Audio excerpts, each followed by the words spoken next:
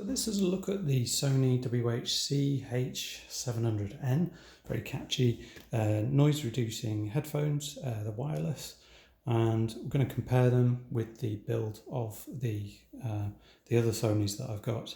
But let's see what's in the box, see what you actually get.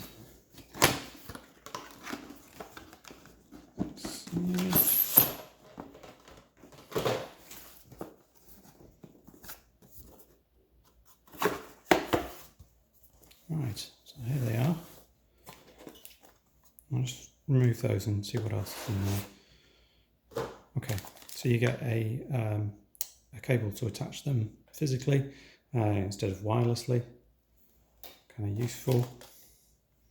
Charging cable, some quick start thing, and that is it. So there's some manuals in there that tell you how to pair it and so on, but really there is nothing else, as opposed to the ones that I got some time ago for maybe about £80.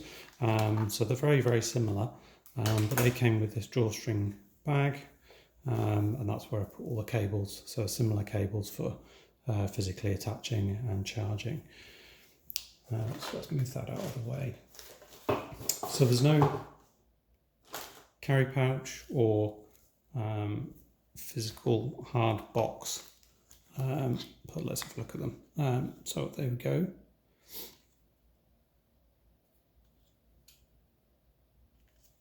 Got an older style non-USB-C connector for the power button, noise cancelling button, and the input for the 3.5mm jack. On the other side, track selection, volume control. The indicator here for which side, left or right it is. That's padded at the top, so that's quite nice. They feel quite plasticky, not very giving at the moment on the pads. I think that will improve over time as they're being used. Since the ones that I've had for a few years now, that's nice and squidgy. Feels nice when you get that on your head, and it's a better noise isolating experience because it really does sort of mold to your head much more quickly, giving you better sound isolation.